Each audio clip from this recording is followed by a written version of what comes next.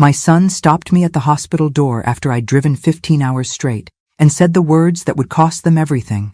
"Mom, what are you doing here? My wife said she doesn't want you around." 4 days later, when the hospital called asking how I'd like to pay the $2,300 delivery bill, I smiled for the first time since my grandson was born. Where are you watching from today? Drop your location in the comments below and hit that like and subscribe button. Let me back up and explain how we got to this delicious moment of karma. 3 weeks earlier, my daughter-in-law Jessica had called me, practically glowing through the phone. "Mom, Carol, the baby's due any day now, and we'd love for you to be here when he arrives. You're going to be such an amazing grandmother." I should have known something was off when she started calling me Mom Carol instead of just Carol. After 5 years of marriage to my son David, she'd never been that warm, but the excitement of becoming a grandmother for the first time clouded my judgment. At 65, I'd been dreaming of this moment since David announced the pregnancy 8 months ago. I live in Phoenix. They live in Denver. 15 hours of desert highways and mountain passes. I packed my best outfits, bought gifts for the baby, and even splurged on a week at a nice hotel near the hospital. This was going to be the most important week of my life. The drive itself was brutal. My back ached from sitting so long, but every mile brought me closer to meeting my grandson. I'd stopped only for gas and coffee, calling David twice to check if there was any news. Both times, Jessica answered his phone, sweet as pie, telling me to drive safely and that they couldn't wait to see me. When I finally pulled into the hospital parking garage at 2 a.m. on Tuesday morning, exhausted but exhilarated, I felt like I'd conquered the world. The maternity ward receptionist told me Jessica was in labor, room 314. I practically floated down the hallway, my heart pounding with anticipation. That's when I found David pacing outside the delivery room, looking more stressed than excited. The moment he saw me, his face changed. Not relief, not joy. Something closer to panic. "Mom, what are you doing here?" The question hit me like a slap. "What do you mean?" "Jessica invited me. She called and said you wanted me here for the birth." David's eyes darted toward the delivery room door, then back to me. He looked like a man caught between two impossible choices.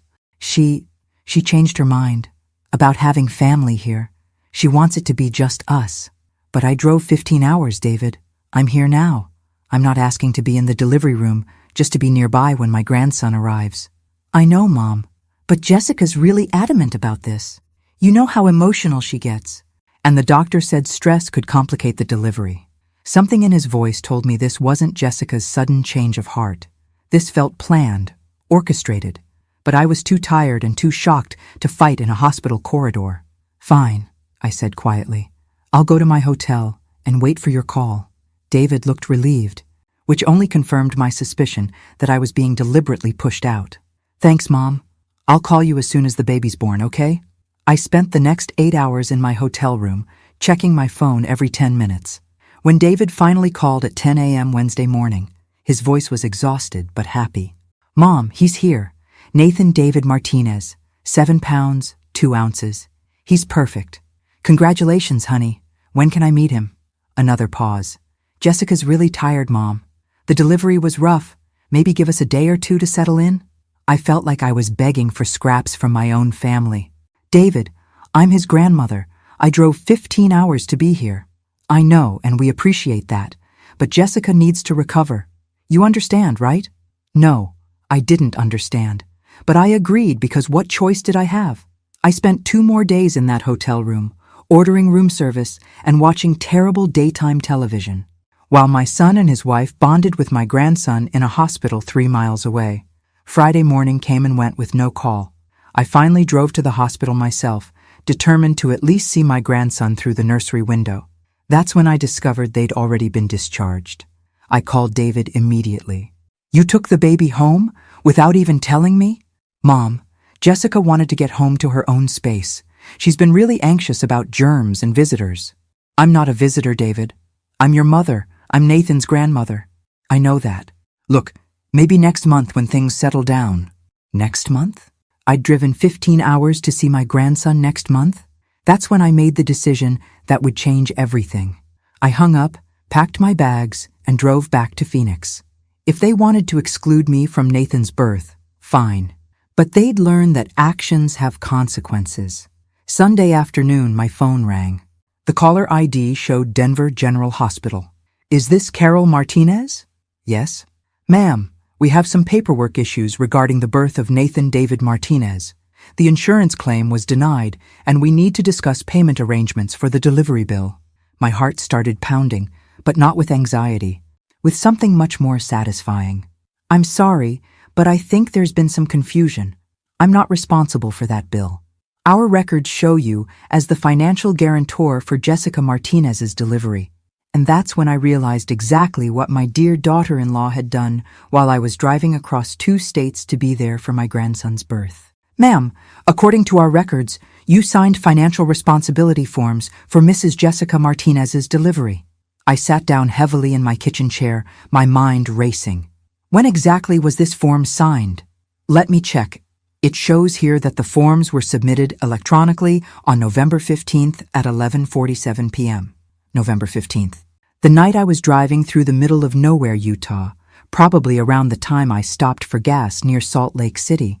I'd been on the road for 8 hours, exhausted and focused on getting to Denver safely. And how exactly were these forms submitted? Electronically through our patient portal, The signature appears to be yours, Mrs. Martinez. The pieces were falling into place with sickening clarity.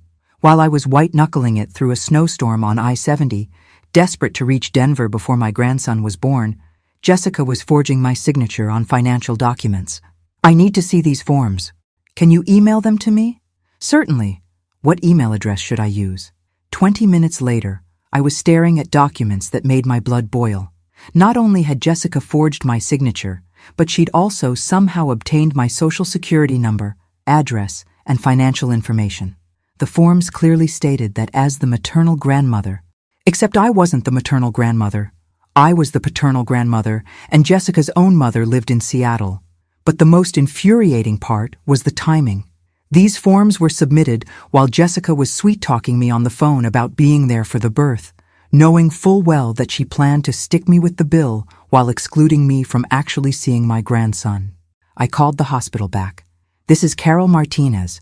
I just reviewed the financial responsibility forms, and I need to report fraud. Fraud, ma'am? First, I never signed these documents. Second, I'm not the maternal grandmother as stated on the forms. Third, these were submitted without my knowledge or consent while I was driving to Denver at my daughter-in-law's invitation. The billing representative's tone changed immediately. Ma'am, if you're alleging fraud, I need to transfer you to our legal department. Perfect. While I waited on hold, I pulled out my phone and started documenting everything. Screenshots of Jessica's texts inviting me to Denver, call logs showing when she contacted me, even photos I'd taken during my drive with timestamps, proving where I was when the forms were supposedly signed. Mrs. Martinez? This is legal department. I understand you're disputing financial responsibility forms? I'm not disputing them. I'm reporting identity theft and fraud. I have evidence that these documents were forged. For the next hour, I provided the legal department with every detail of Jessica's deception. They were particularly interested in the fact that Jessica had invited me to Denver while simultaneously committing fraud in my name. Mrs. Martinez, this is indeed a serious matter. We'll be filing a police report and turning this over to our fraud investigation team. In the meantime, all charges to your name are suspended pending investigation. After hanging up, I sat in my kitchen staring at my phone. Jessica had played this perfectly. She'd gotten me out of the way during the birth, had her private family moment, and planned to stick me with a $300 bill as a final insult. What she didn't know was that I'd spent 35 years as a medical billing administrator before retiring. I knew exactly how hospital fraud investigations worked, and I knew Jessica had just committed several felonies. My phone buzzed with a text from David. Mom, hope you made it home safely. Jessica's doing great, and Nathan is such a good baby. We'll send pictures soon. Pictures. After excluding me from his birth and forging financial documents in my name, they thought pictures would smooth things over. I typed back, glad everyone's healthy, looking forward to meeting him soon. What I didn't mention was that I'd just spent the afternoon ensuring that Jessica's fraud would be thoroughly investigated by both the hospital and local law enforcement. Sometimes the best revenge is simply letting people face the consequences of their own actions. Tuesday morning brought another call from Denver General. Mrs. Martinez, this is Detective Richardson with the Denver Police Department. We've been assigned to investigate the fraud case you reported. We need to ask you some questions. Of course. Can you walk me through the timeline of events leading up to the alleged document forgery? For the next 45 minutes, I provided Detective Richardson with a detailed account of everything that had happened. Jessica's invitation, the 15-hour drive, being turned away at the hospital, the subsequent exclusion from seeing my grandson, and finally discovering the fraudulent financial responsibility forms. Mrs. Martinez, do you have any documentation supporting your version of events? I have text messages, call logs, photos from my drive with GPS timestamps, and hotel receipts proving I was traveling when the forms were allegedly signed by me. We'll need copies of all of that. This is shaping up to be a clear case of identity theft and fraud. The fact that the perpetrator invited you to travel while committing crimes in your name suggests premeditation. Premeditation. Jessica hadn't just made a desperate decision in the moment. She'd planned this entire scenario. The invitation, the exclusion, the fraud. All of it had been calculated to humiliate me while sticking me with their medical bills. Detective, what happens next? We'll be obtaining warrants for financial records, hospital surveillance footage, and digital evidence from the submission of these fraudulent forms. If our investigation confirms what you've told me, your daughter-in-law will be facing several felony charges. After ending the call, I realized I felt lighter than I had in days. Not because I wanted Jessica to face criminal charges, but because finally someone was taking this seriously. I wasn't being paranoid or oversensitive. I'd been the victim of a calculated crime. My doorbell rang that afternoon. Through the peephole, I could see a woman in her 30s holding a manila envelope. Carol Martinez? Yes. I'm Sarah Chen, investigator with Denver General Hospital's Fraud Prevention Department. I have some documents for you to review. She handed me the envelope and waited while I opened it. Inside were printed copies of the security footage from the night the fraudulent forms were submitted. The screenshots showed Jessica at a computer in the hospital's family lounge, typing on their patient portal system. Mrs. Martinez, these images were captured at 11:52 p.m. on November 15th, approximately 5 minutes after the financial responsibility forms were submitted under your name. There was Jessica, clear as day, hunched over a laptop in the hospital's waiting area. The timestamp showed I was still 4 hours away from Denver, somewhere in the Utah mountains with no cell service. What happens now? I asked. The evidence is overwhelming. Hospital fraud is a federal offense when it involves identity theft across state lines. Your daughter-in-law is looking at significant jail time and financial penalties. As Sarah Chen drove away, I sat on my front porch watching the Arizona sunset and thinking about how drastically everything had changed. A week ago, I'd been a grandmother driving across the country to welcome my first grandson.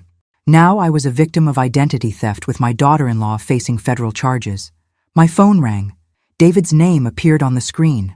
Mom, what the hell did you do? David's voice was shaking with anger, but underneath I heard something else. Fear. Hello to you too, David. I'm doing fine. Thanks for asking. Don't play games with me. The police showed up at our house this morning with a warrant. Jessica's been arrested for fraud. They said you pressed charges. I settled back in my porch chair, watching a roadrunner dart across my front yard. I didn't press charges, David. I simply reported identity theft when the hospital called asking how I wanted to pay Jessica's delivery bill. Silence on the other end. Then, quietly, what delivery bill? The $10,300 bill for Nathan's birth that your wife stuck me with while you two were playing happy family without me. That's impossible.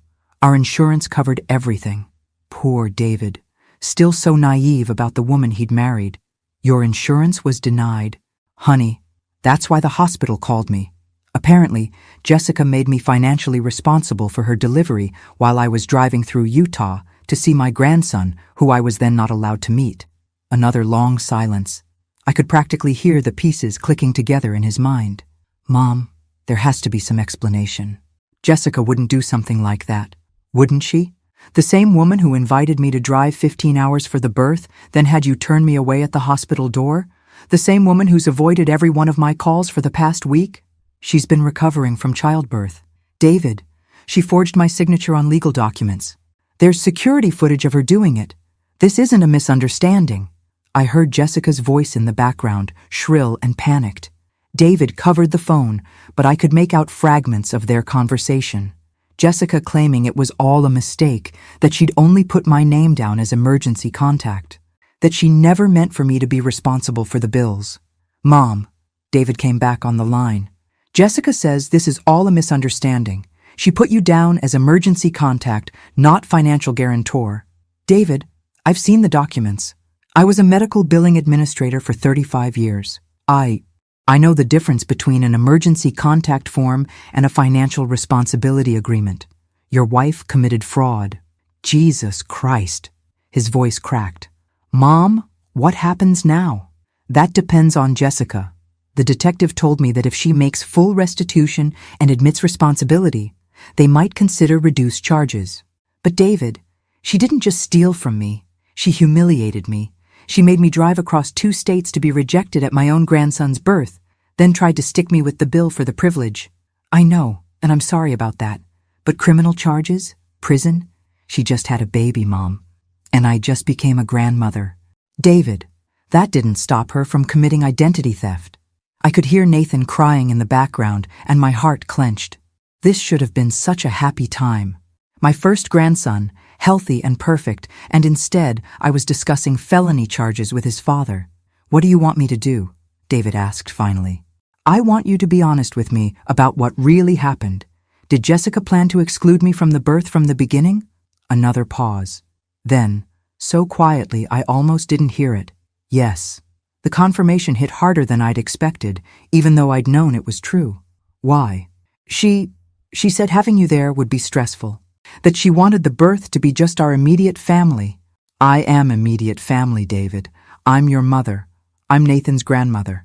I know. I should have stood up to her. I should have told you what she was planning instead of letting you drive all that way. Yes, you should have. But you chose to protect her feelings instead of mine. And now she's facing federal charges because neither of you thought about consequences. Jessica's voice got louder in the background, and suddenly she was on the phone. Carol, this is all a horrible mistake.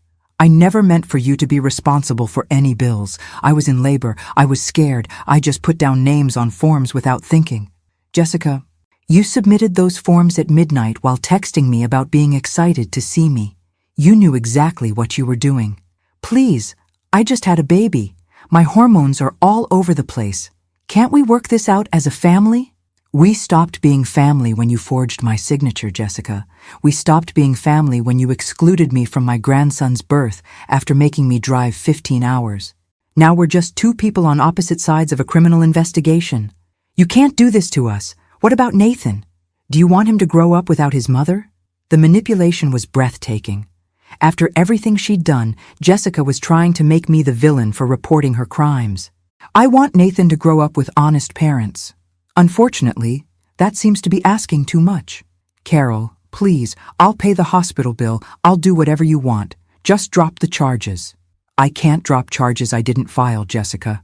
The hospital filed them when they discovered the fraud. The police are pursuing them because you committed multiple felonies. This isn't about what I want anymore. David came back on the phone. Mom, Jessica's attorney says if you don't cooperate with the prosecution, the charges will probably be dismissed. And what exactly are you asking me to do, David? Just don't testify. Don't provide evidence. Let this whole thing go away. I closed my eyes and thought about all the years I'd supported David. The college tuition I'd helped pay, the down payment on his first apartment, the car I'd co-signed for when his credit was shaky, the countless times I'd put his needs before my own. David, your wife committed identity theft. She defrauded a hospital. She excluded me from my grandson's birth after manipulating me into traveling across the country. And now you want me to help her escape consequences for all of that. She's family, Mom. No, David. Family doesn't do what Jessica did to me. Family doesn't humiliate each other and then commit crimes to cover their tracks. So that's it? You're going to send Nathan's mother to prison? I'm going to tell the truth when asked. What happens after that is up to a judge and jury. I hung up and sat in the darkening evening, listening to coyotes howl in the distance. My phone immediately started ringing again, but I turned it off. Tomorrow I had an appointment with the FBI agent assigned to the case, and I had a feeling things were about to get much more complicated. Because what I hadn't told David was that the investigation had uncovered something else. Jessica's fraud wasn't limited to my grandson's birth. The agents had found evidence of similar schemes involving at least 3 other family members over the past 2 years. Jessica Martinez wasn't just a new mother who'd made some poor decisions. She was a serial fraudster, and my case was just the tip of the iceberg. FBI agent Lisa Chen had the kind of calm, professional demeanor that probably came from years of investigating financial crimes. She sat across from me in my living room, a thick file folder on the coffee table between us. "Mrs. Martinez, I need to prepare you for what we've discovered during our investigation into Jessica Martinez's activities." I'd been expecting this conversation since yesterday's phone call from David. The way he'd sounded, desperate and cornered, told me there was more to this story than just my fraudulent hospital bill. "How bad is it?" Agent Chen opened her file. "Over the past 36 months, Jessica Martinez has committed identity theft and fraud against no fewer than 6 family members across 4 states. The total amount stolen exceeds $47,000. My stomach dropped. 6 people? Your case involving the hospital bill was actually what broke this open for us. When we started investigating, we found a pattern of Jessica obtaining personal information from family members and using it to open credit cards, take out small loans, and submit fraudulent insurance claims. She handed me a document showing a timeline of Jessica's crimes. David's younger sister Emma in California had $8,000 in unauthorized charges on credit cards Jessica had opened in her name. Jessica's own sister in Seattle had been stuck with a $5,000 emergency room bill that Jessica had somehow managed to transfer to her. David's cousin Jake in Texas had a $12,000 car loan taken out in his name that he'd never applied for. Did any of them know what was happening? Most of them thought they were isolated incidents. A paperwork mix-up here, an identity theft there. Jessica was very careful to keep her fraudulent activities spread out geographically and temporally so no one would see the pattern. But people had to know something was wrong. They did, but Jessica was skilled at providing plausible explanations. She'd claim computer errors, clerical mistakes, or temporary financial difficulties that she promised to resolve immediately. She'd often send partial payments to keep victims from pursuing the matter too aggressively. Agent Chen pulled out another document. The birth certificate fraud involving your grandson was actually the most sophisticated scheme we've seen. She didn't just steal your financial information. She created an entire false narrative about your relationship to the child to justify making you financially responsible. What do you mean? On the hospital forms, Jessica claimed you were the maternal grandmother and had specifically requested to be financially responsible for the delivery as a gift to the new parents. She forged your signature on documents stating that you were excited to cover all costs related to the birth. The audacity was staggering. Not only had Jessica excluded me from Nathan's birth, she'd also created a fake story about my enthusiasm for paying for the privilege of being excluded. She told the hospital billing department that you were wealthy and had specifically asked to handle all expenses as your contribution to the family. That's why they called you so confidently about payment, while she was actually excluding me from meeting my own grandson. Exactly. The cruelty of it is what makes this case particularly compelling for prosecution. It wasn't just financial fraud. It was psychological manipulation designed to maximize emotional damage while generating financial benefit for the perpetrator. Agent Chen closed the file and looked at me directly. "Mrs. Martinez, I need you to understand something. Jessica's crimes weren't impulsive decisions made under stress. This was a calculated pattern of behavior spanning years.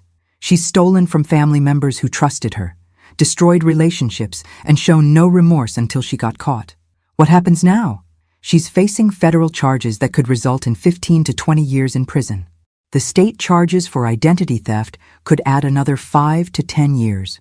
With 6 victims across multiple states and a pattern of sophisticated fraud, this is a very serious case." My phone had been ringing all morning. David calling every hour, Jessica's mother calling from Seattle, even David's sister Emma calling from California. I hadn't answered any of them. Agent Chen, can I ask you something? How did Jessica get all this personal information about family members? Social media mostly. She was very active in family Facebook groups, birthday posts, anniversary celebrations. People post their birth dates, their children's full names, their anniversary dates. Jessica collected all of that information and used it to answer security questions when opening accounts. She used our own family connections against us. It's more common than you might think. Family members often have access to the kind of personal information needed for financial fraud, and they're usually the last people we suspect. After Agent Chen left, I sat in my kitchen staring at my phone. 23 missed calls, 15 text messages, all from family members who suddenly wanted to talk to me about Jessica's misunderstanding with the hospital bill. I decided to call Emma first. She'd always been my favorite of David's siblings, and I was curious about her perspective on Jessica's crimes. Aunt Carol, thank God you called back. David told me what's happening with Jessica and the hospital bills. This is all so crazy. Emma, Agent Chen told me that Jessica stole from you too. $8,000 in credit card fraud. Silence. Then, how did you know about that? Because we're all victims of the same person, sweetheart. What did she tell you when it happened? She said it was a mistake, that she'd accidentally used my information instead of hers when applying for a card. She said she was mortified and promised to handle everything. She even made payments for a few months. But she never paid it all off. No. And when I tried to pursue it, she got defensive and said I was trying to destroy her family over a paperwork error. David sided with her, said I was being vindictive. Emma, that wasn't a paperwork error. That was identity theft, and it wasn't an isolated incident. I spent the next 30 minutes telling Emma about the 6 victims, the pattern of fraud, and the sophisticated nature of Jessica's crimes. By the end of the call, Emma was crying. I feel so stupid. I should have reported it immediately instead of believing her lies. You trusted family. That's not stupid. That's normal. What are you going to do? I'm going to testify truthfully about what happened to me. Jessica made her choices. Now she gets to live with the consequences. That evening, David showed up at my door. He looked terrible, unshaven, exhausted, holding Nathan against his chest like a shield. Mom, we need to talk. I looked at my grandson for the first time, and my heart melted completely. He was perfect, tiny and peaceful, sleeping against his father's chest. This should have been the happiest moment of my life, finally meeting Nathan. Instead, it was happening in the shadow of his mother's crimes. He's beautiful, David. Mom, please. Jessica's looking at 20 years in prison. Nathan needs his mother. Nathan needs honest parents who don't commit felonies. She made mistakes, but she's not a monster. She's scared of not having enough money. She grew up poor, and she panics about financial security. David, she stole from 6 different family members over 3 years. That's not panic, that's criminal behavior. Please, just consider not testifying. Without your cooperation, the federal case falls apart. I held out my arms for Nathan, and David reluctantly handed him over. My grandson was warm and solid and perfect. I'd driven 15 hours to meet him, only to be turned away at the hospital door by his criminal mother. David, answer me honestly. Did you know what Jessica was doing to other family members? No, I swear I didn't know about any of it. But you knew she was excluding me from the birth while pretending I was welcome. Yes, and I should have stopped that. I should have stood up to her. You chose her over me, David. You chose to protect her lies, instead of protecting me from fraud and humiliation. I love you, Mom, but she's my wife. She's the mother of my child. I looked down at Nathan, sleeping peacefully in my arms. Such an innocent little boy, born into such a complicated situation. What happens to Nathan if Jessica goes to prison? I don't know. I can't afford childcare and work full-time. My salary barely covers the mortgage. And there it was, the real reason for this visit. David wasn't just asking me to protect Jessica from consequences. He was asking me to solve his childcare problems by allowing a federal crime to go unpunished. That sounds like something you should have considered before you married a criminal, David. I handed Nathan back to his father and walked to my front door. Mom, please. Good night, David. Give my love to your son. As I closed the door behind them, I realized that my relationship with David might never recover from this. But some things were more important than keeping peace in the family. Some things were worth fighting for, even when it meant standing alone. The courthouse steps were slick with morning dew as I walked toward the federal building in downtown Phoenix. Agent Chen had explained that due to the multi-state nature of Jessica's crimes, the case would be prosecuted in federal court rather than local courts, and that meant traveling to the regional facility for pre-trial proceedings. Jessica's preliminary hearing was scheduled for 9 a.m. I didn't have to be there as a witness wouldn't be called until trial, but I wanted to see her face when the full scope of her crimes was read aloud in open court. The courtroom was nearly empty. Just the attorneys, court staff, a few family members, and me sitting in the back row. Jessica sat at the defendant's table, wearing an orange jumpsuit, her hands shackled. She looked small and scared. Nothing like the confident woman who'd manipulated me into driving 15 hours just to humiliate me. David sat in the front row, holding Nathan, flanked by Jessica's parents who'd flown in from Seattle. None of them acknowledged my presence, though I saw David's shoulders tense when I entered the room. The United States versus Jessica Marie Martinez, the clerk announced. Case number 2024 CR 1847. Federal prosecutor Sarah Williams stood up with a file that seemed impossibly thick for someone I'd thought of as just my manipulative daughter-in-law.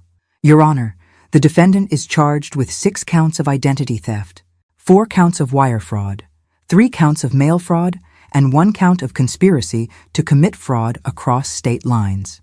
The government alleges that over a 36-month period, the defendant systematically targeted family members for financial exploitation, stealing over $47,000 and causing significant emotional and financial damage to the victims.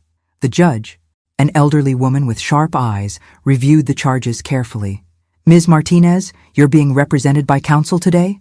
Jessica's attorney, a young man who looked overwhelmed by the complexity of the case, stood up. Yes, Your Honor, Michael Stevens representing the defendant. Mr. Stevens, has your client been informed of the charges against her? She has, Your Honor. We're entering a plea of not guilty to all charges. Not guilty. Even with video footage of her submitting fraudulent documents, Jessica was going to claim innocence. I shouldn't have been surprised, but somehow I was. Your Honor, Prosecutor Williams continued, the government requests that the defendant remain in custody, pending trial. Ms. Martinez has demonstrated a pattern of deceptive behavior toward family members, and several victims have reported receiving threatening communications since her arrest. Threatening communications. I wondered if that included the dozen voicemails Jessica had left on my phone over the past week, alternately begging for mercy and accusing me of destroying her family. Mr. Stevens, your response? Your Honor, my client is a new mother with no prior criminal record. She has strong ties to the community and poses no flight risk. We request release on own recognizance. The prosecutor stood again. Your Honor, the defendant committed identity theft against 6 family members across 4 states over 3 years. This shows sophisticated criminal planning and a willingness to exploit the people who trusted her most. Additionally, the defendant's crimes against victim Carol Martinez involved elaborate deception designed to maximize both financial damage and emotional trauma. Judge Morrison looked directly at Jessica for the first time. Ms. Martinez, you defrauded your husband's grandmother? It was a misunderstanding. Your Honor, I never intended. You forged her signature on legal documents while she was traveling across the country at your invitation to attend your child's birth? Jessica's attorney touched her arm, trying to get her to stop talking, but she continued. I was in labor, Your Honor. I wasn't thinking clearly. I just needed someone to take financial responsibility, and my mother-in-law has means. You excluded her from the birth after making her drive 15 hours to attend? That was a medical decision. My doctor recommended. Judge Morrison held up her hand. Ms. Martinez, you're making this worse for yourself. Mr. Stevens, control your client. The judge reviewed the case file for another few minutes while Jessica whispered urgently with her attorney. Finally, she looked up. Given the sophisticated nature of these crimes, the pattern of behavior spanning multiple years, and the defendant's apparent inability to take responsibility for her actions, I'm denying bail. Ms. Martinez will remain in federal custody pending trial. Jessica burst into tears, but they looked calculated to me. The same kind of manipulative crying I'd watched her use on David whenever she wanted something.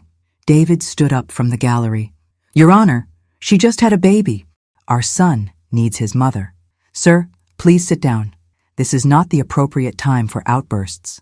"But Your Honor, Mr. Martinez, sit down now or I'll hold you in contempt." David sank back into his seat, clutching Nathan tighter. Jessica's mother was openly weeping. Her father sat stone-faced, staring at his daughter like he was seeing her clearly for the first time. As the court officers led Jessica away, she turned and looked directly at me. For a moment, I saw something in her eyes that wasn't manipulation or self-pity. It was pure hatred. After the hearing, I walked out of the courthouse and sat on a bench across the street, watching David's family emerge. They stood on the courthouse steps for several minutes, probably arguing about what to do next. Finally, Jessica's parents got in their car and drove away without saying goodbye to David or Nathan. My phone buzzed with a text from an unknown number. "I hope you're proud of yourself. You destroyed my daughter's life." Jessica's mother, apparently. I deleted the message without responding. Another text came immediately after. "Nathan will grow up without his mother because of your vindictiveness." I turned off my phone and drove home, thinking about vindictiveness. Was it vindictive to report crimes committed against me? Was it vindictive to refuse to help criminals escape consequences for their actions? Or was it vindictive to invite your mother-in-law to drive 15 hours for her grandson's birth, exclude her from the hospital, forge her signature on financial documents, and then try to manipulate her into silence when she discovered the fraud? That evening, I received a call from Agent Chen. "Mrs. Martinez, I wanted to update you on the case. Jessica's attorney reached out about a possible plea agreement." "What kind of plea?" "Full restitution to all victims, guilty pleas to reduced charges, and a recommended sentence of 5 years with possibility of parole after 3. What do you think?" "Honestly, I think she should take it.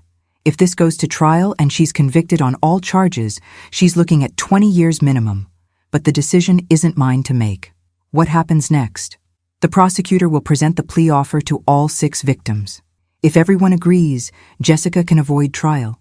If anyone objects, we proceed to full prosecution." After hanging up, I walked through my house thinking about justice versus mercy. Jessica had systematically stolen from family members who trusted her. She'd manipulated me into one of the most humiliating experiences of my life. She'd shown no remorse until she got caught. And even then, she was trying to blame everyone except herself. But she was also Nathan's mother. And David was going to struggle as a single parent if she went to prison for 20 years. My phone rang. David's name on the screen. "Mom, did Agent Chen call you about the plea deal?" "She did. Will you accept it?"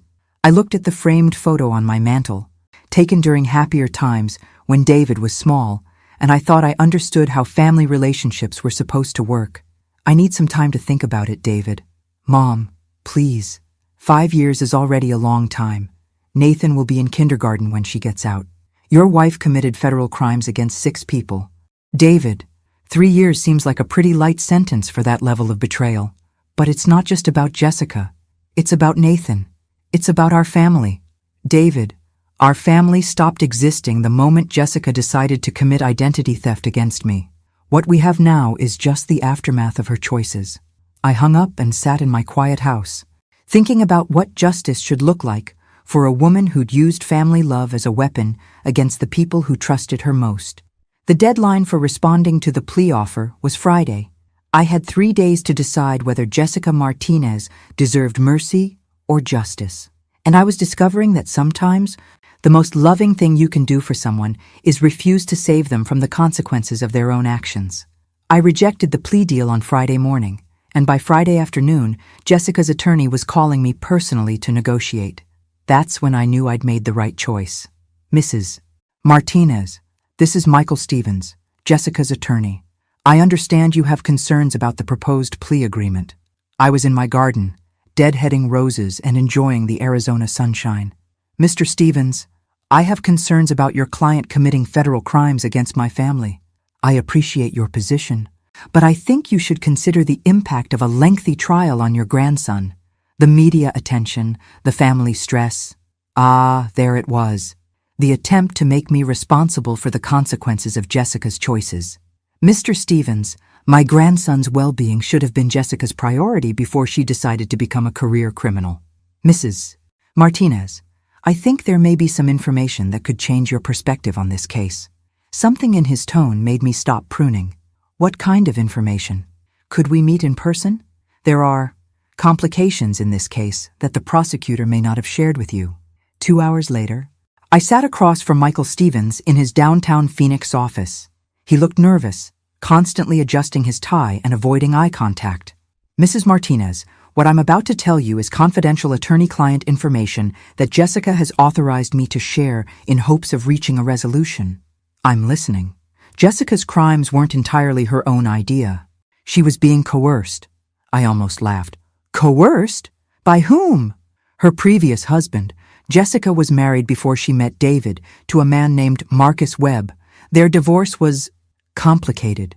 Stevens pulled out a file folder. Marcus Webb is a professional con artist with a history of sophisticated financial fraud schemes. He trained Jessica in identity theft techniques and forced her to target her new family after she remarried. Forced her how? Blackmail. Marcus has compromising information about Jessica's past that could destroy her marriage to David and her relationship with your family. I stared at Stevens, trying to process this absurd story. So, Jessica committed federal crimes against 6 family members because her ex-husband made her do it? Essentially, yes. She's been sending Marcus half of everything she stole to keep him from revealing her secrets. What secrets? Stevens hesitated. Jessica has a criminal record from before she met David. Identity theft, fraud, several other charges. She served 18 months in prison in Oregon before moving to Colorado and reinventing herself. The room felt like it was spinning. David doesn't know about this? No one knows. Jessica changed her last name, moved states, and created an entirely new identity when she met David. Marcus discovered her new life and has been exploiting her ever since. I sat back in my chair, my mind racing. If this was true, it meant Jessica wasn't just a desperate new mother who'd made bad decisions. She was a career criminal with an extensive history of fraud who'd lied about her entire identity to marry my son. Mr. Stevens, why are you telling me this? Because Jessica is terrified that if this goes to trial, Marcus will surface as a witness and reveal everything. She's more afraid of David discovering her past than she is of going to prison.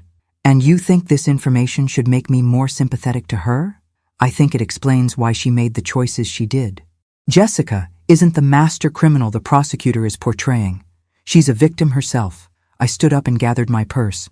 Mr. Stevens, let me see if I understand this correctly. Your client is a convicted felon who lied about her identity, married my son under false pretenses, committed crimes against his family while being blackmailed by her criminal ex-husband. And you think this makes her more sympathetic?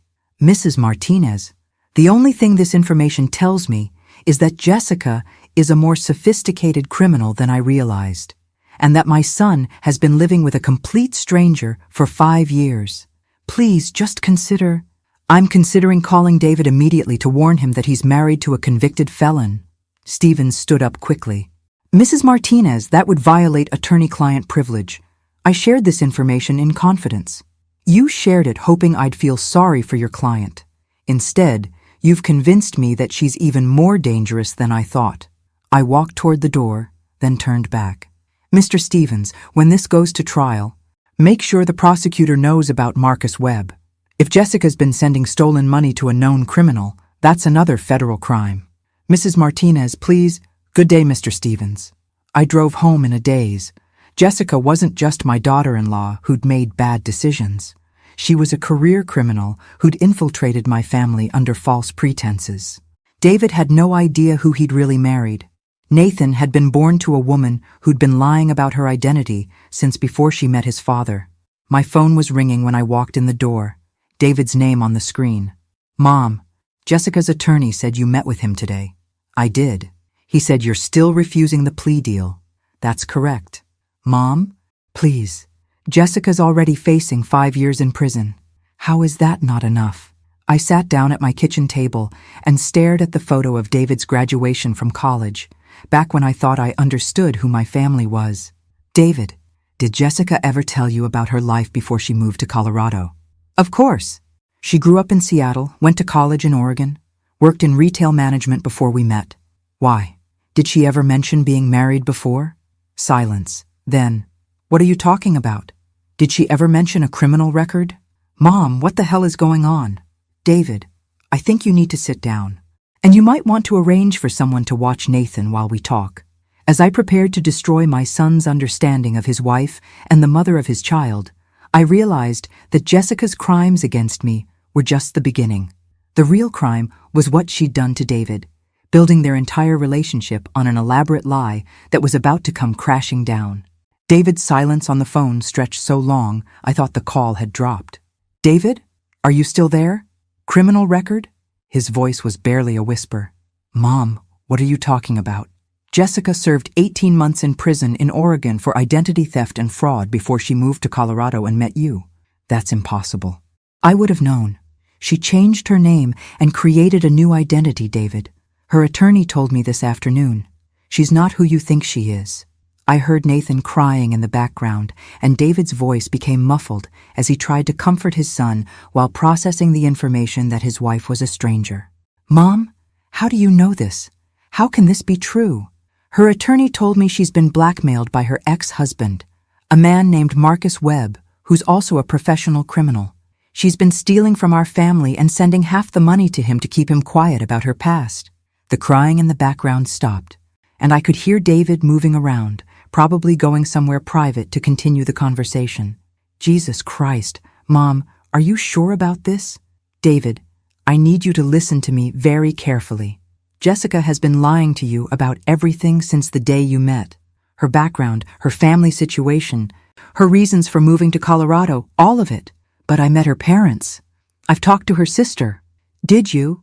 Or did you meet people she introduced as her parents and sister? Another long pause. I could practically hear David's world crashing down around him. Mom, what am I supposed to do with this information? You need to protect yourself and Nathan. If Jessica has been living under a false identity, there could be financial implications, legal problems, immigration issues. Immigration issues? David, you don't know who she really is. You have no idea what other secrets she's hiding. I need to confront her. She's in federal custody. David, you can't just show up and demand answers. Then I need to hire my own attorney. I need to find out what else she's lied about. That's probably a good idea. Mom, if this is all true, if she's been lying about everything, then Nathan and I are both victims of her fraud. Yes, you are. She made me complicit in excluding you from Nathan's birth. She made me choose sides between my wife and my mother when I should have been protecting both of you from her lies. David, you couldn't have known, but I should have questioned it. When she insisted you couldn't be at the hospital, when she kept making excuses for why you couldn't visit, I should have realized something was wrong. I heard the pain in his voice and wished I could take it away. But David needed to understand the full scope of what Jessica had done to their family. There's something else, David. What? According to her attorney, Jessica is more afraid of you discovering her past than she is of going to prison. She'd rather serve 20 years than have you know who she really is. Well, it's too late for that now. David, I want you to think about something. If Jessica has been stealing from family members and sending money to her ex-husband, what else has she been lying about? Your finances, your legal status as a married couple, Nathan's paternity? Mom, don't. I can't even think about that right now. I know it's horrible. But you need to consider all possibilities. You need to protect yourself and Nathan. After hanging up with David, I sat in my quiet house thinking about how many lives Jessica had destroyed with her lies. Not just the 6 family members she'd stolen from, but David, who'd married a stranger, Nathan, who'd been born into a web of deception, and even Jessica's fake family who'd been playing roles in her elaborate fiction. My phone rang again. Agent Chen. Mrs. Martinez, I just got some interesting information from Jessica's attorney. Apparently she's been cooperative about providing details on her accomplice, Marcus Webb, her ex-husband. According to Jessica, Webb has been running similar blackmail schemes against other women across the western states.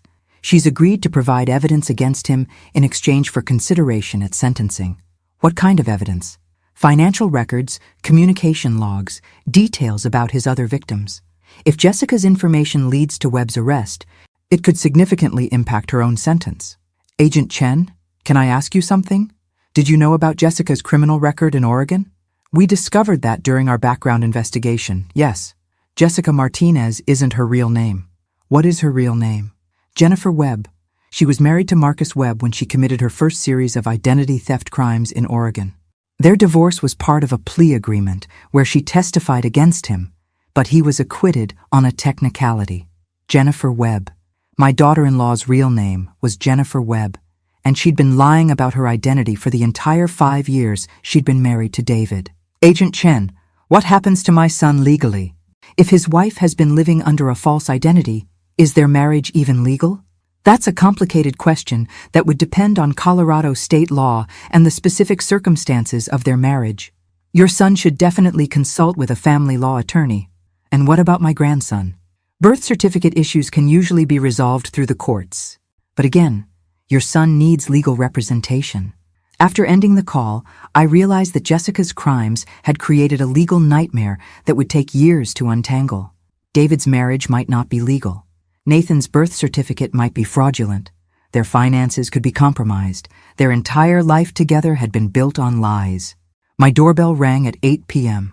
Through the peephole, I could see David standing on my front porch holding Nathan and a large duffel bag. David? What are you doing here? Mom, can Nathan and I stay here tonight? I can't be in that house right now. Everything in it reminds me of lies she told me.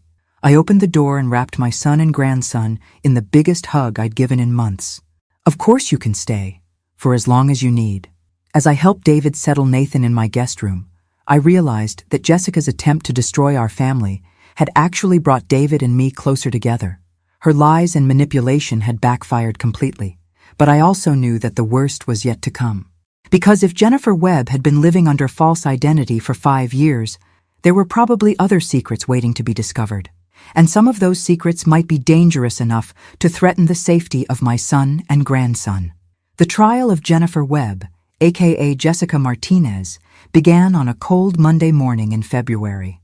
The federal courthouse in Phoenix was busier than I'd expected, with news vans parked outside and reporters interviewing anyone willing to talk about the case. Agent Chen had warned me that Jessica's case had attracted media attention because of the sophisticated nature of her identity fraud and the fact that she'd victimized her own family members. Family fraud cases always get coverage, she'd explained. People want to understand how someone can betray the people who trust them most. David and I arrived together, leaving Nathan with my neighbor, Mrs. Patterson. David had been staying with me for 3 weeks now, and we'd developed a comfortable routine. He'd wake up early to feed Nathan while I made coffee. We'd share breakfast and discuss the day's courtroom strategy, then drive downtown together. You ready for this? David asked as we walked up the courthouse steps. Are you? I still can't believe I was married to someone whose real name I didn't even know. David's attorney had confirmed that his marriage to Jennifer Webb was legally valid despite her false identity. But the emotional betrayal was devastating. He'd also learned that Jennifer had been lying about her job, her education, and even her relationship with her supposed family in Seattle.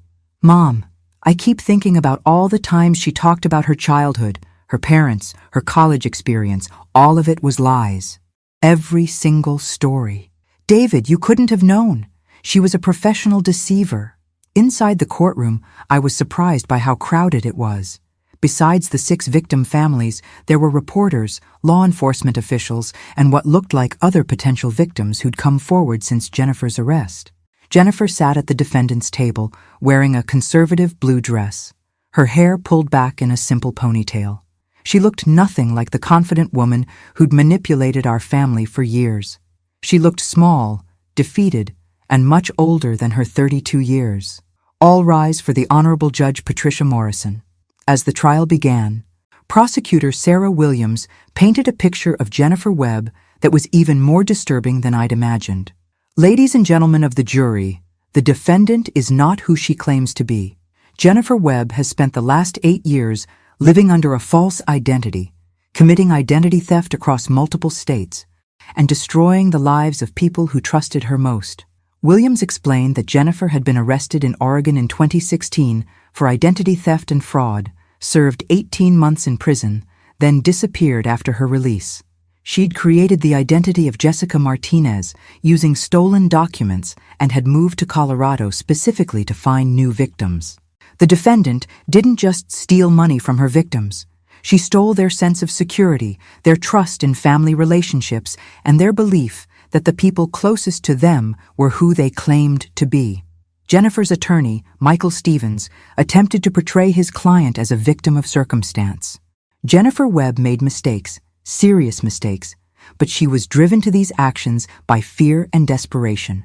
Her ex-husband, Marcus Webb, is a dangerous criminal who threatened her safety and forced her into criminal activity through blackmail and intimidation.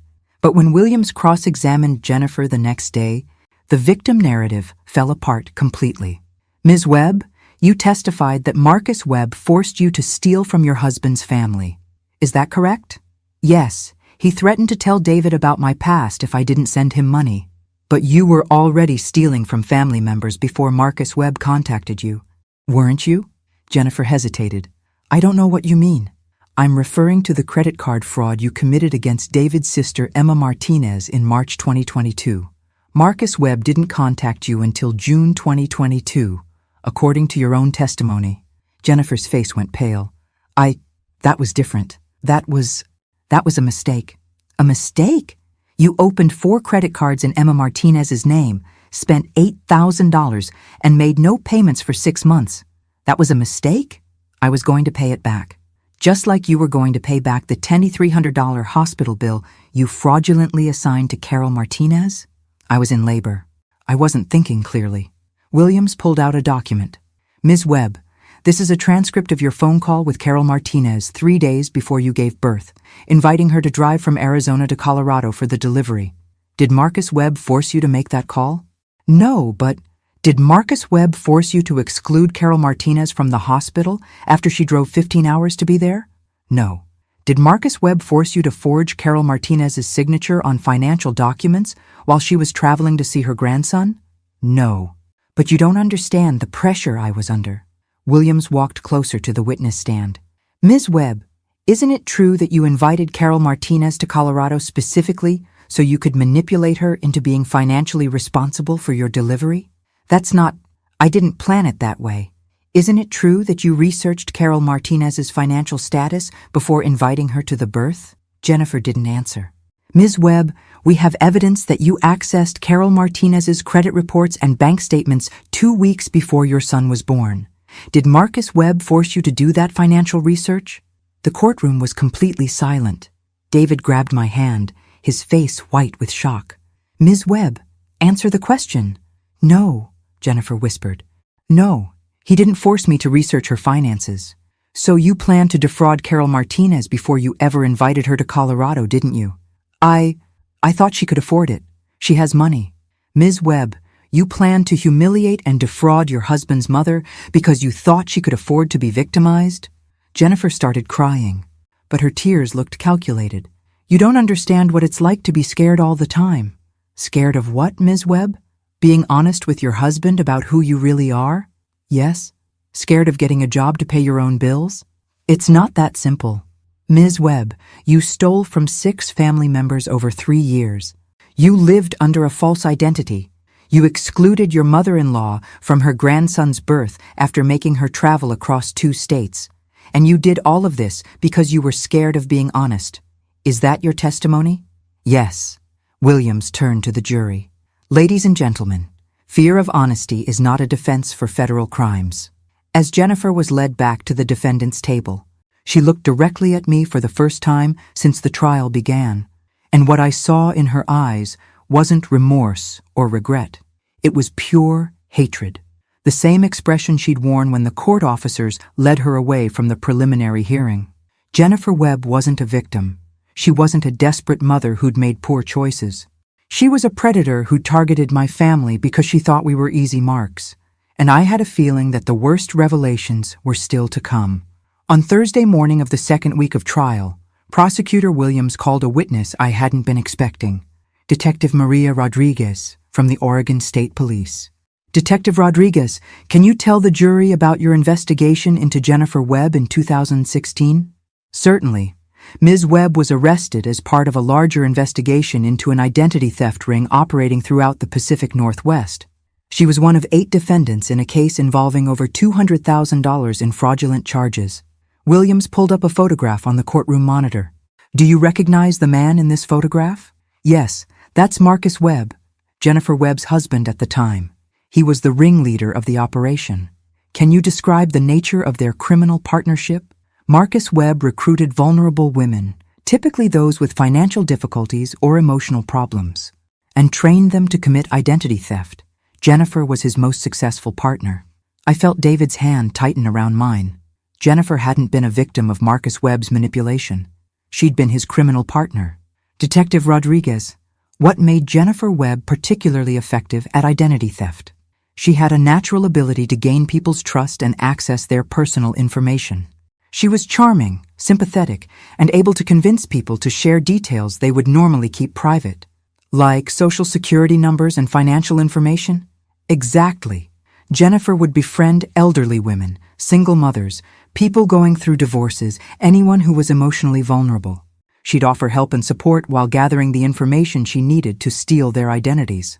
Williams showed another document to the jury. Detective Rodriguez, this is a list of Jennifer Webb's victims from 2016. How many people did she defraud? 14 victims over an 18-month period. Total losses exceeded $85,000. 14 victims. I'd thought Jennifer's crimes against our family were her first attempts at fraud, but she'd been a career criminal long before she met David. Detective Rodriguez, what happened to Marcus Webb? He was acquitted when Jennifer Webb agreed to testify against him as part of her plea agreement. However, we suspected that she didn't provide truthful testimony. What do you mean? Jennifer claimed that Marcus forced her to commit the crimes, that she was an unwilling participant. But our investigation suggested that she was an equal partner who enjoyed the criminal lifestyle.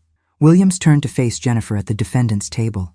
Detective Rodriguez, after Jennifer Webb was released from prison in 2018, did she maintain contact with Marcus Webb? Yes. Our surveillance showed that they continued their romantic relationship and their criminal partnership. The divorce was fake, designed to help Jennifer establish a new identity. The courtroom erupted in whispers. Jennifer and Marcus were still married. Jennifer's marriage to David was bigamous. Detective Rodriguez, is Jennifer Webb still married to Marcus Webb? As far as we can determine, yes.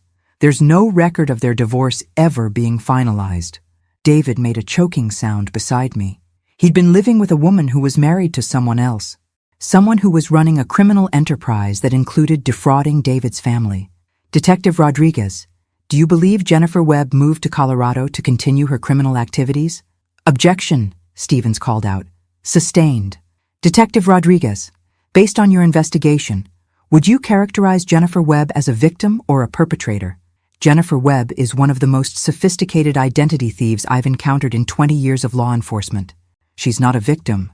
She's a predator who targets people's emotions and relationships to commit financial crimes. When Detective Rodriguez stepped down, I realized that everything we'd believed about Jennifer was wrong. She wasn't a desperate mother or a victim of an abusive ex-husband. She was a career criminal who'd infiltrated our family as part of a larger criminal operation. During the lunch break, David and I sat in the courthouse cafeteria while he processed the revelation that his marriage was illegal and his wife was a professional criminal. Mom, Nathan isn't legally my son. What do you mean? If Jennifer's still married to Marcus Webb, then her marriage to me is invalid, which means Nathan was born to a married woman who was living with someone else. Legally, Marcus Webb might be considered Nathan's father. I hadn't thought of that implication. Nathan's entire legal status was now in question because of his mother's lies. David, we'll figure this out. You'll always be Nathan's father, regardless of what the paperwork says. But what if Marcus Webb tries to claim parental rights? What if he uses Nathan to get leverage against us? Before I could answer, Agent Chen approached our table. Mr. Martinez, Mrs. Martinez, I need to speak with you privately. We followed her to a conference room down the hall. We've received some disturbing information about Marcus Webb. He's been arrested in Seattle for running a similar scheme involving identity theft and family fraud. Similar how? I asked. He's been placing female accomplices in relationships with wealthy men, having them gather financial information and commit fraud against the men's families.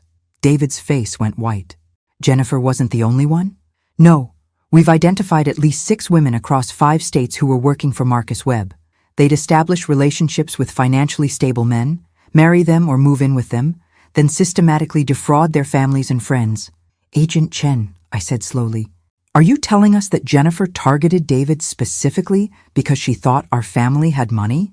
That's exactly what I'm telling you. Jennifer researched your family for months before she moved to Colorado. She knew David's profession, his family connections, and your financial status before they ever met. David put his head in his hands. Our entire relationship was a lie. She never loved me. She never wanted a family. It was all just a criminal operation. David, Agent Chen continued, there's something else. Jennifer and Marcus have been planning to disappear with Nathan after she gave birth. They wanted to take your son and use him as leverage to extort money from your family. Extort money how? Kidnapping for ransom. Essentially, they would have demanded payment for Nathan's safe return. I felt like the floor was dropping out from under me. Jennifer hadn't just committed identity theft. She'd planned to kidnap my grandson and hold him for ransom. Agent Chen, where is Marcus Webb now? In federal custody in Seattle. He's been charged with conspiracy, identity theft, fraud, and kidnapping conspiracy. Kidnapping conspiracy? We found detailed plans for taking Nathan and demanding $500,000 from your family for his return. They'd researched your assets, your property values, your retirement accounts. They knew exactly how much they thought you could pay. David looked up at me with tears in his eyes. Mom, they were going to kidnap Nathan and make you pay ransom for your own grandson. As we prepared to return to the courthouse for the afternoon session, I realized that Jennifer's crimes were even worse than we'd imagined. She hadn't just stolen money from us. She'd infiltrated our family, planned to destroy our relationships, and ultimately intended to kidnap Nathan and hold him for ransom. But Jennifer Webb had made one critical mistake. She'd underestimated the grandmother she'd tried to humiliate and defraud. And now it was time for her to learn exactly how expensive that mistake was going to be. The final day of Jennifer Webb's trial brought a revelation that no one in the courtroom was prepared for, including me. Agent Chen took the witness stand looking grimmer than I'd ever seen her. Agent Chen, can you tell the jury about the evidence recovered from Marcus Webb's apartment in Seattle? We recovered extensive documentation of what Mr. Webb called family infiltration operations. These included detailed profiles of target families, financial research, and operational plans for each of his accomplices. Williams handed her a thick folder. Agent Chen, did you find documentation related to the Martinez family specifically? Yes. Marcus Webb had been researching the Martinez family for over 2 years before Jennifer made contact with David Martinez. 2 years? Before Jennifer even moved to Colorado? Yes. The plan to target the Martinez family was developed long before Jennifer and David met. Williams walked to the evidence table and picked up a large poster board. Agent Chen, what did Marcus Webb's research reveal about the Martinez family? He identified David Martinez as an ideal target because of his stable income, his lack of criminal sophistication, and what Webb characterized as exploitable family dynamics. What did Webb mean by exploitable family dynamics? Agent Chen looked directly at me. Webb identified Carol Martinez as what he called a high-value secondary target because of her financial assets and her emotional attachment to family relationships. I felt cold all over. Marcus Webb hadn't just researched David. He'd specifically studied me, looking for ways to exploit my love for my family. Agent Chen, what was the ultimate goal of this operation? According to Webb's documentation, the plan was to have Jennifer establish a relationship with David, gain access to family financial information, commit systematic fraud against all family members, and then disappear with any children born during the relationship. Disappear how? Webb had detailed plans for fake deaths. Jennifer was supposed to stage her own death and Nathan's death in a car accident, then disappear with Webb and the child. This would have allowed them to collect life insurance payments while maintaining control of Nathan for future extortion schemes. The courtroom was completely silent. Jennifer had planned to fake her own death and Nathan's death, letting David grieve for his supposedly deceased wife and child, while she lived somewhere else with Webb and Nathan. Agent Chen? Were there life insurance policies involved? Yes. Jennifer had taken out substantial life insurance policies on herself and Nathan, with David as the beneficiary. The premiums were being paid with money stolen from family members. Williams turned to face the jury. So Jennifer Webb was stealing from the Martinez family to pay for life insurance policies that she planned to collect fraudulently after faking her own death and kidnapping Nathan? That's correct. David was trembling beside me. Jennifer hadn't just planned to steal from us. She'd planned to destroy David emotionally by making him believe his wife and child were dead while she lived comfortably somewhere else with Nathan and the insurance money. Agent Chen, what prevented this plan from being executed? Carol Martinez's decision to report the hospital bill fraud initiated an investigation that uncovered the entire operation before Jennifer could stage the fake deaths. Williams smiled. So Mrs. Martinez's refusal to pay a fraudulent bill saved her grandson's life? And possibly her son's life. According to Webb's notes, if David had become suspicious or uncooperative, he was also targeted for elimination. Jennifer's attorney, Stevens, stood up. Objection, Your Honor. This is highly prejudicial. Overruled. The witness may continue. Agent Chen pulled out another document. Marcus Webb's operational notes include specific plans for making David Martinez's death appear accidental if he discovered the truth about Jennifer's identity. I grabbed David's hand as the full scope of Jennifer's plan became clear. She hadn't just targeted our family for financial fraud. She'd planned to psychologically destroy David, kidnap Nathan, possibly murder David if necessary, and steal hundreds of thousands of dollars in the process. Agent Chen, in your professional opinion, what would have happened to the Martinez family if Carol Martinez had not reported the fraudulent hospital bill? Based on Webb's timeline, Jennifer would have staged her death and Nathan's death within 6 months of his birth.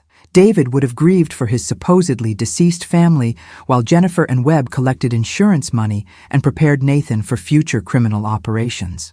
Future criminal operations?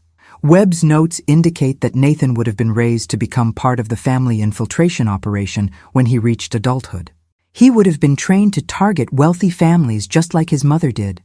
My grandson had been destined to become a criminal from birth, raised by people who'd kidnapped him and forced him to commit crimes against innocent families. Williams turned to face Jennifer at the defendant's table. Ms. Webb, do you still maintain that you were a victim forced into criminal activity by your ex-husband? Jennifer had been staring at the table throughout Agent Chen's testimony, but now she looked up with the coldest expression I'd ever seen. No, she said quietly. I don't. Ms. Webb, do you have anything to say to the Martinez family? Jennifer stood up, ignoring her attorney's attempts to stop her. Yes, I do. She turned to face David and me directly. You people thought you were so smart, so careful, so loving, but you were just marks, easy targets who deserved what happened to them. Ms. Webb, Judge Morrison warned, I advise you to... David, you were pathetic.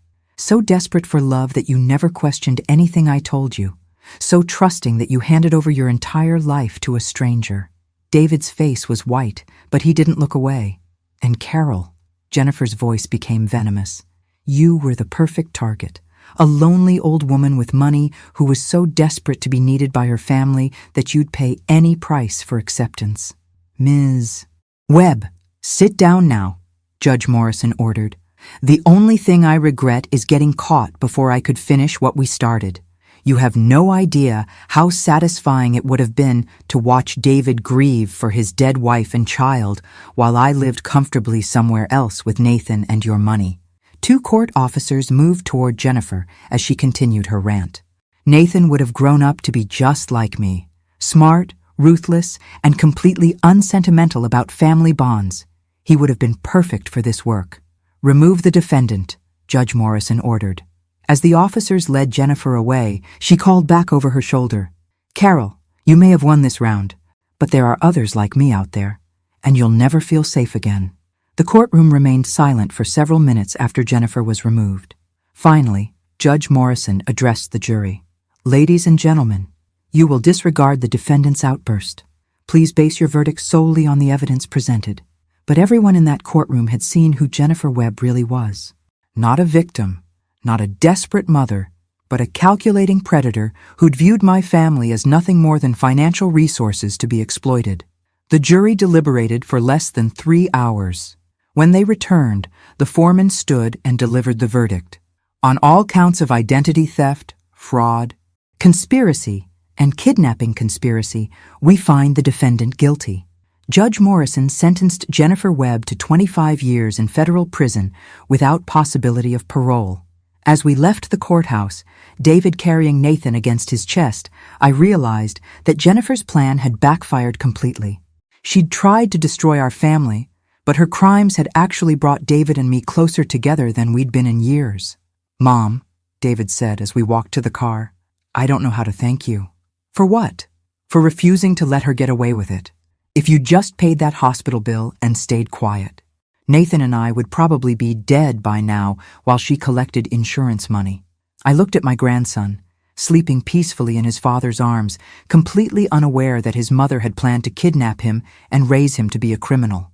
"David, the only thing Jennifer was right about is that there are others like her out there. But she was wrong about one thing." "What's that?" "I'll never feel unsafe again, because now I know exactly what predators look like, and I know I'm strong enough to fight them." As we drove home through the Arizona sunset, Nathan babbling happily in his car seat, I realized that Jennifer Webb had given me something she'd never intended to give, the knowledge that I could protect my family from anyone who tried to hurt them. And if another predator ever targeted my family, they'd learn the same lesson Jennifer had learned. Some grandmothers are too smart, too stubborn, and too loving to be easy victims.